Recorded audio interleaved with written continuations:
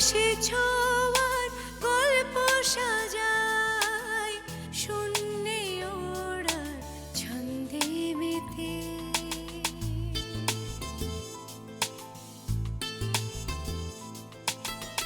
আকাশে যে অসীমের ঠিকানায় সে যেন শুধু দৃশ্য সাজায় যত গল্প ধাঁধায় হাত বাড়ালে বুঝি কেউ নেই আকাশ ছোঁয়া গল্প সাজায় শূন্যে ওড়া ছন্দে মেতে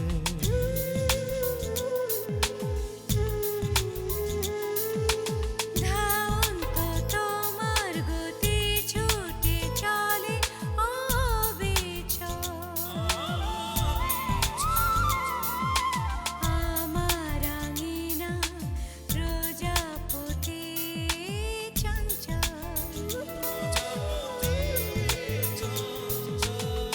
উড়ে উড়ে যায় কত অলি গলি অবিরত যত কল্প ধাঁধায় মন বাড়ালে বুঝি কেউ আকাশে ছোঁয়ার গল্প সাজায় শূন্যে ওড়ার ছন্দে মেতে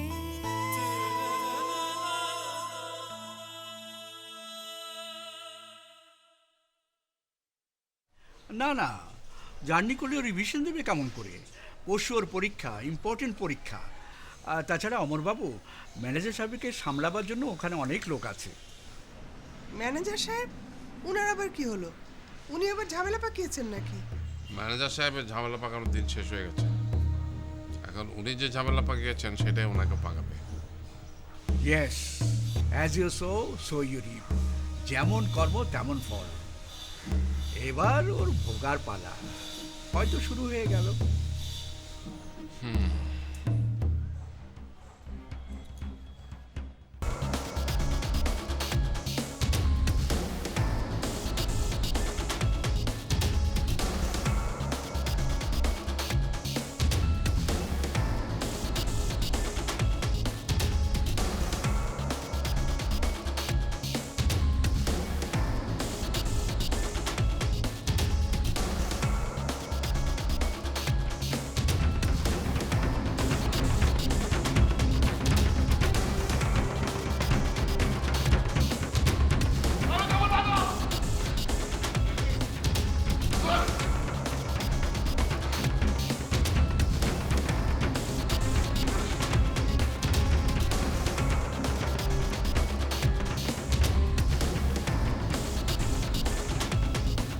আসলাম বিনা বসে মেরেছে এখন তার হিসাব দিতে হবে চুপ, একদম চুপ, একদম চুপ। শশীকলা, বলছি কালো কাপড় বলো, বাচ্চাটা কেন?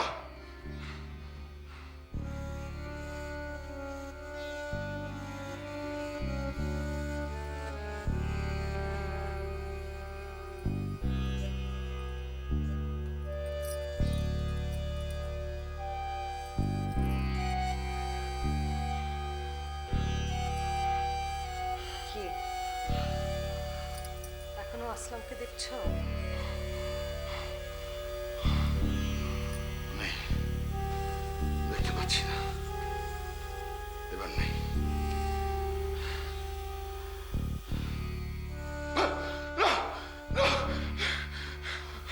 কি হলো? এবার আমি দুটো আসলামকে দেখতে পাচ্ছি, দুটো। আমার আমার ওর চোখে আরো কাপড় বাঁধো, আর অনেক কাপড় বাঁধো, অনেক কাপড় বাঁধো। ওই যে আসলাম, দুটো। দুনিয়ার যত কাপড়ে তুমি বাঁধো না কেন এখন শুধু আসলামকেই তুমি দেখতে পাবে। যতগুলো কাপড় বাঁধবে ঠিক ততগুলো আসলামকে দেখবে তুমি। খবরদার, খবরদার শশীকলা, আমি তোমাকে এনেছি সেবা করার জন্য, আমাকে ভয় দেখানোর জন্য না। যাও, বেরিয়ে যাও, বেরিয়ে যাও। আমি নিজে আসিনি, তুই জোর করে নিয়ে এসেছিস। ঠিক আছে, আমি যাই। না শশীকলা, তুমি যেও না, তুমি এখানে থাকো, আমাকে ছেড়ে যেও না। এই, তুই যাবি না, আমাকে ছেড়ে যাবি না। তোর থাকতো কম না, হ্যাঁ? তুই পরপর বমি করিস, অজ্ঞান হয়ে যাস, আমার আঁচল ধরে থাকিস, তুই তুই আমাকে শাসাচ্ছিস।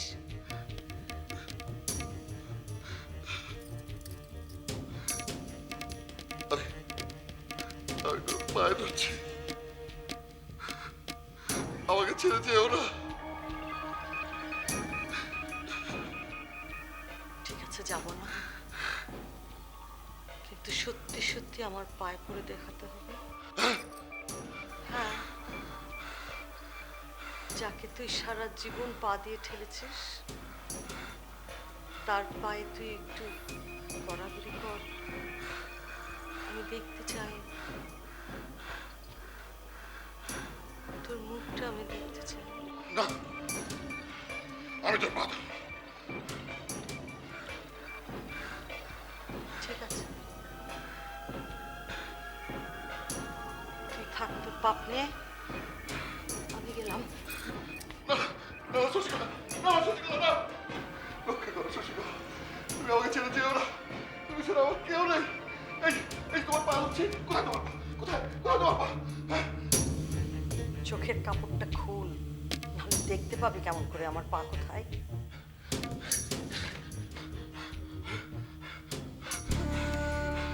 এত এত অন্ধকার কেন? এত অন্ধকার কেন? আমি তো কিছুই দেখতে পাচ্ছি না। হ্যাঁ? শশীকলা, আমি কিছুই দেখতে পাচ্ছি না।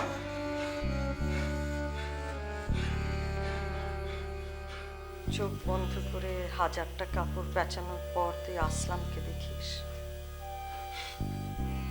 আর চোখ খুললে কিছু দেখিস না, শুধু অন্ধকার। ম্যানেজার রে, তুই কোনোদিনই কিছু দেখতে পারিস না, কিছু দেখতে পারিস না, কিছু দেখতে পাবিও না। আমি কিছুই দেখতে পাচ্ছি না। আমি কিছুই দেখতে পাচ্ছি না। সব অন্ধকার, সব সব অন্ধকার। আমি কিছুই দেখতে পাচ্ছি না।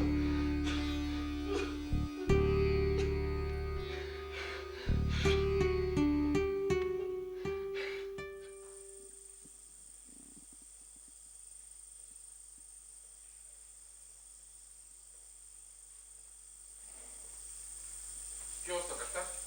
ম্যানেজার সাহেব কেমন আছেন? অবস্থা বেশি সুবিধার না। তাহলে ওনাকে হাসপাতালে পাঠাচ্ছেন না কেন? উনি যেতে চাইলে না পাঠাবো, মাসখানি ধরে ওনাকে যাওয়ার জন্য কত চেষ্টা করছি, উনি তো কারো কথাই শুনে না, আমার কথার পাত্তাই দেয় না। আর এখন ওনাকে বোঝাইতে চাইলেও বোঝানো যাবে না। বলেন কি, এত খারাপ অবস্থা? জি, ওনার মানসিক অবস্থা একদম ঠিক না। তাহলে এখন? এখন যা করার আপনাকেই করতে হবে অমরবাবু। উনি কি ঘুমাচ্ছেন? জানি না, বিকেল থেকে আমাকে এখানে উনি বসিয়ে রেখেছেন, আর ভিতরে ওনার ওই মহিলা। শশীকলা, জি, কি যে করি, আমাকে আবার এক্ষুনি শহরে চলে যেতে হবে। মেয়েটার পরীক্ষা, আবার ওরা সবাই একদম একা। কিন্তু এখানে ম্যানেজার বাবুর অবস্থা বেশি ভালো না অমরবাবু। আপনার হাতে এখন তার কোনো চিকিৎসা নেই, এটা অফিসিয়াল দিতে পারবেন? জি পারবো। তাহলে ডাক্তারবাবু, আপনি একটা কাজ করুন, অ্যাম্বুলেন্স ডাকার ব্যবস্থা করুন, ওনাকে শহরের হাসপাতালে পাঠাতে হবে। উনি তো যেতেই চাচ্ছেন না। না, সেটা কোনো সমস্যা না, আমি তাকে জোর করে পাঠিয়ে দেবো।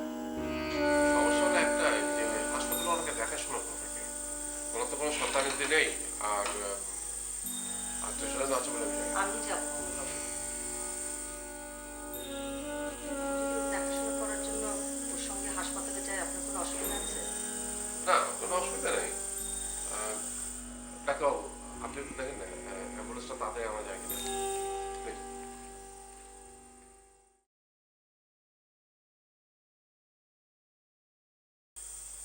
না, মানে আমি বলছিলাম যে আপনি হাসপাতালে গেলে আমার কোনো সমস্যা নেই।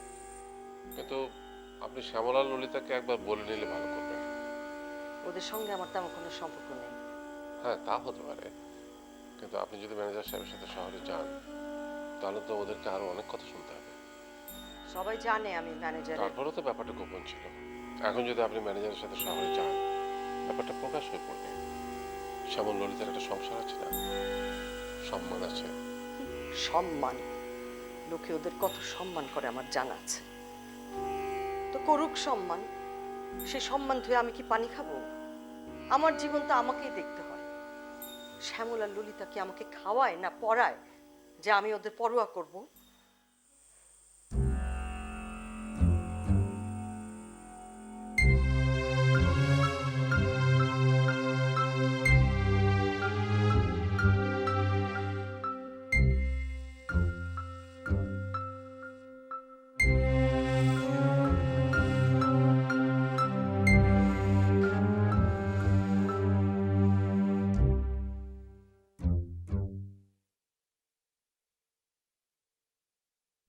স্যার,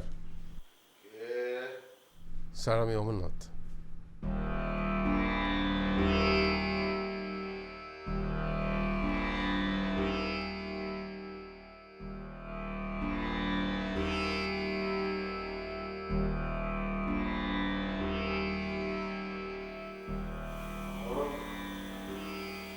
আপনি এসেছেন, এত দেরি করলেন কেন? আপনার স্ত্রীর পরীক্ষা শেষ হয়েছে?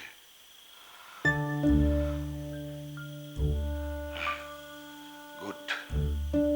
আমি জানতাম আপনার স্ত্রীর পরীক্ষা ভালো হবে। সেই যে প্রিটি লেডি। গুড। আপনার স্ত্রীকে বলবেন যেন পড়াশোনাটা চালিয়ে যায়। ওই আসলামের সাথে যেন কোনো সম্পর্ক না রাখে। ওই ছেলেটা খারাপ, আপনার বউকে নিয়ে ভেঙে যেতে পারে। ম্যানেজার সাহেব, আমার স্ত্রীর কথা বাদ দিন। এখন আমার কথাটা একটু মন দিয়ে শুনুন। এখন আপনাকে আমরা হাসপাতালে নিয়ে যাবো। না না, কখন? আমি হসপিটালে যাব না। আমি চলে গেলে আসলাম এই চা বাগানে যেখানে সেখানে যা খুশি তাই করে বেড়াবে। আসলাম? কি করবে আসলাম? ইয়েস ইয়েস, ও খুব খারাপ। কিছুক্ষণ আগে ও আমার সমস্ত শরীরে গরম পানি ঢেলে দিয়েছে। এ দেখুন, এ দেখুন, আমার সমস্ত শরীর পুড়ে গেছে। এ দেখুন, দেখুন। ম্যানেজার সাহেব, আসলাম মারা গেছে অনেক আগে। বললেই হলো।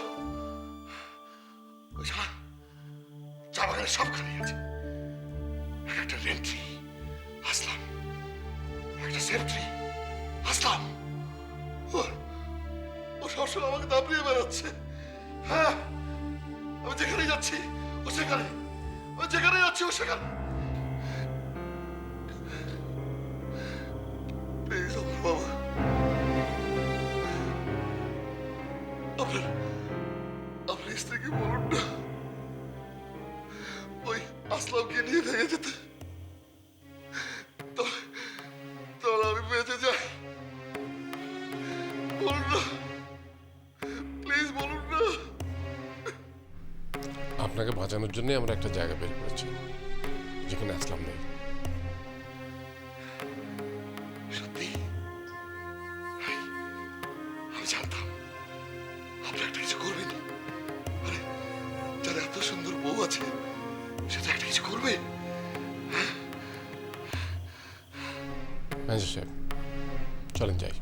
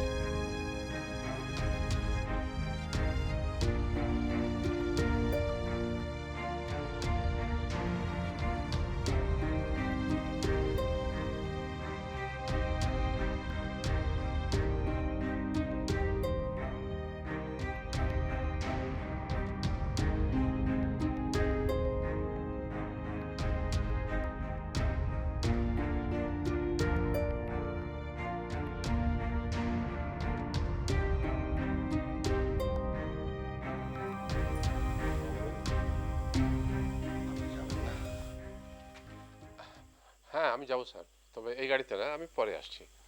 আপনি উঠুন স্যার, আপনি যান।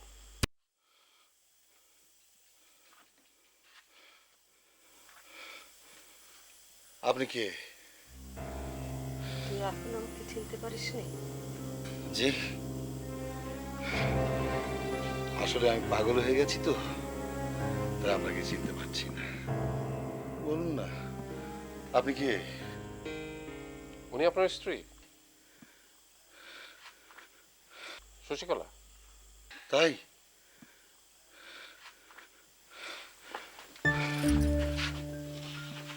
তুমি তুমি আমার বউ?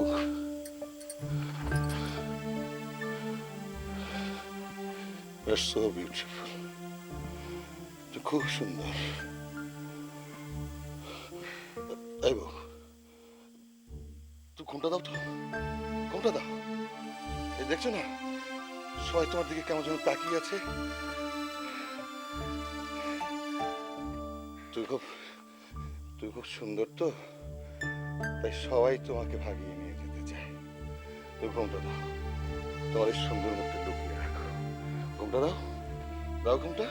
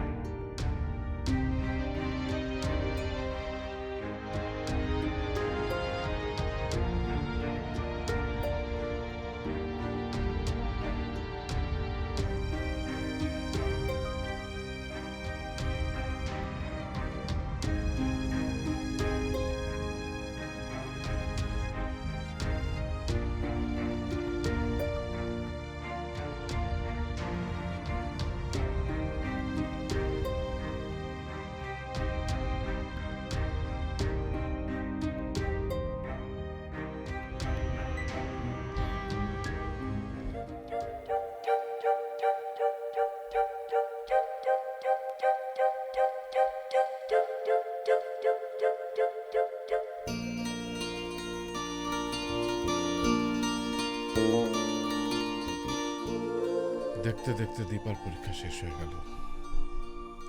লোকে বলে বিধবা মেয়ে লেখাপড়ার পিছনে এত টাকা ঢালছেন কেন? কেউ বুঝতে চায় না ও যদি লেখাপড়া করে ও নিজের পায়ে দাঁড়াতে পারবে। কেউ বুঝতে চায় না। দুঃখী মেয়ে আমার জন্মের সময় মাকে হারিয়েছে, বাবা পর্যন্ত সম্পর্ক অস্বীকার করেছে। এই আমরাও ভুল করে তার বিয়ে দিলাম। না না, ওটা ভুল না, ওটা ছিল পাপ। জানি না এটার কোনো প্রায়শ্চিত্ত আছে কিনা।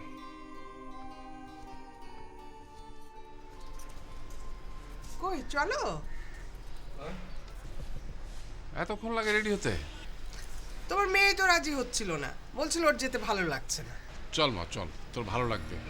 তাছাড়া এই সিনেমাটা দেখার জন্য 1 মাস ধরে তোর মা আমাকে জ্বালাচ্ছে। তোর মায়ের জন্য চল। আমি তো রেডি, চলো।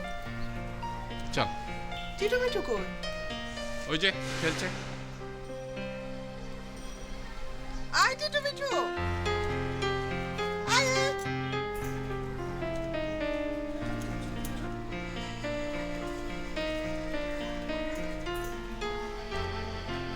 ধর্মহীন কৃতিহীন বহু উপস্থিত, ছাড়ো পার্থ ক্লিবত্ত এ অযোগ্য তোমারি, তেজে ক্ষুদ্র দুর্বলতা উঠুরি পুহারি, শত্রু বিমর্দন হরি বল হে কেমনে, পূজনীয় ভীষ্মদ্রোণ সহযুঝিরণে, মহাগুরু না বধিয়া যদি হলোকে, ভিক্ষা ন খাইতে হয় শ্রেয় বলি তাকে।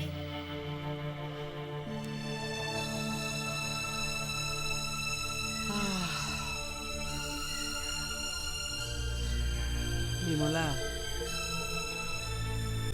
তোর গীতা পাঠ যে কত মধুর, শুনলে অন্তর জড়িয়ে যায়, চোখ দিয়ে জল গড়ায়। মাসিমা, দীপা কবে আসবে? আজ কয় তারিখ যেন? আজ জ্যৈষ্ঠ মাসের 7 তারিখ। আরে ইংরেজি মাসের তারিখ বল না। আরে পরীক্ষা কি বাংলা মাসের হিসাবে হয়? হয় ইংরেজি মাসের হিসাবে। মাসিমা আমি তো ইংরেজি তারিখ জানি না, এই তুই জানিস? না গো, আমি বলতে পারবো না। দেখ তো, আমরা কেউ ইংরেজি মাসের হিসাব জানি না। তবে আমার হিসাব মতো মনে হয় এই আজকালের মধ্যে পরীক্ষা শেষ হয়ে যাবে। শেষ হলে কাল পরশুর মধ্যে ওরা চলে আসবে। মাসিমা, দীপা এবার বাড়ি এলে ওকে দীক্ষা দেবে তো? অবশ্যই দীক্ষা দেব। অনেক ভুল করেছি, আর নয়। লেখাপড়া তো অনেক করলো, আর কত। এবার বাড়ি আসুক, ওকে আমি আমার মতো করে আবার সব শেখাবো। বিধবার নিয়ম কারণ সব মানিয়েই ছাড়বো। ঠিক বলেছো মাসিমা, দীপার এখন যা বয়স বুঝতেই তো পারছো। ও সারাদিন পুজো অর্চনা করবে, আর বলা তো যায় না কখন কোন বাতাস এসে আবার গায়ে লাগে।